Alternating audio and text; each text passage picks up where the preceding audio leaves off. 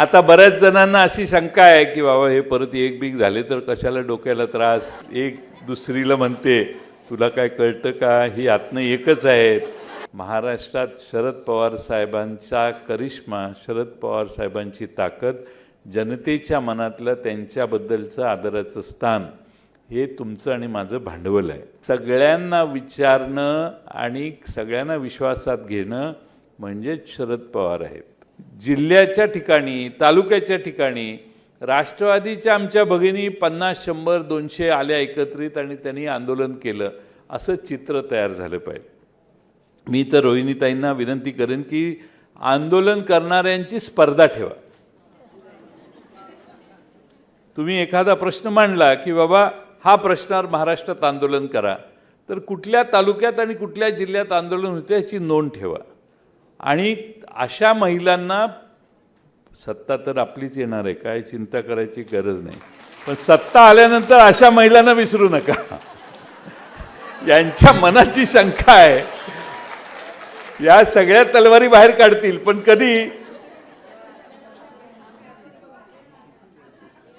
या सगळ्या तलवारी बाहेर काढतील, पण कधी गॅरंटी असेल तर की तलवार काढली आणि युद्ध जिंकल्यानंतर मग तलवार ज्याने काढली ते विसरतात आणि बाकीचे समोर येऊन बसतात. ते होऊ नये असा प्रयत्न सगळ्यांच्या मनात आहे.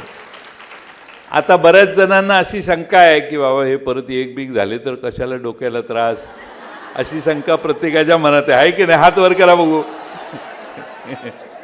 त्याला आम्हीच सगळ्यांनी शपथ घेतली पाहिजे की आम्ही एक होणार नाही म्हणून. त्यामुळे सगळ्यांना ही शंका आहे. त्यामुळं कशाला कळ काढा. एक दुसरीला म्हणते तुला काय कळतं का, ही आत्म एकच आहेत. मी तुमच्या मनातलं बोलायचा प्रयत्न करतोय. तसं काही नाही. ही आपला पक्ष वाढू नये म्हणून केलेली ट्रिक आहे, तुमच्या लक्षात घ्या. आपला पक्ष वाढू नये म्हणून ही कुजबूज आहे.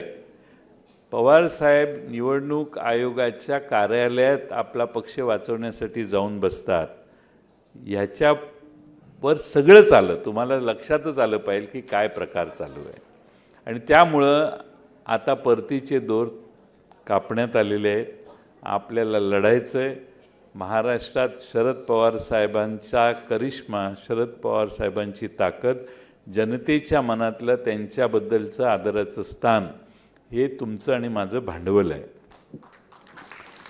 समोरच्या बाजूने असं सांगितलं जाईल एवढे पैसे निवडणुकीला खर्चाला देतो, तेवढे देतो, तेवढे देतो, ते सगळं होईल, पण शिक्का मारायला माणसं कुठून आणणार. ती मतं देणारी जी माणसं आहेत ना, त्यांच्या मनात शरद पवार साहेब आहेत.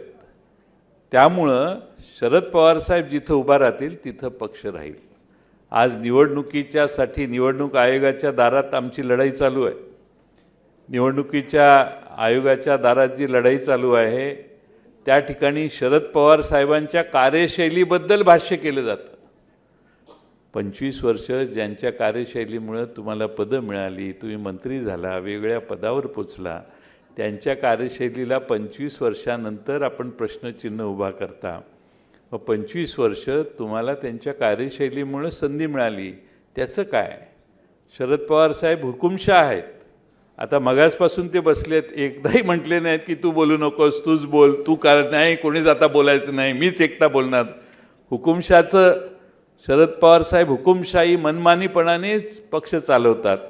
मला तरी, आम्हाला कुणालाच इथं बसलेलो आहेत, एक जालना जिल्ह्यातला निर्णय घ्यायचा असेल तर एकट्या राजेश टोपेंना विचारल्याशिवाय आणि त्या जिल्ह्यातल्या जिल्हा अध्यक्ष आणि जिल्ह्यातल्या कार्यकर्त्यांना बोलवून चर्चा केल्याशिवाय तिथला प्रमुख निर्णय कधीच साहेबांनी घेतला नाही. लातूरला आता इथं आशाताई विषय बसलेले आहेत. लातूर जिल्ह्याचा निर्णय करताना सगळ्यांना विचारून, सगळ्यांना विचारणं आणि सगळ्यांना विश्वासात घेणं म्हणजेच शरद पवार आहेत. आणि आज शरद पवार साहेबांच्या कार्यशैलीवर तुम्ही प्रश्नचिन्ह विचारता.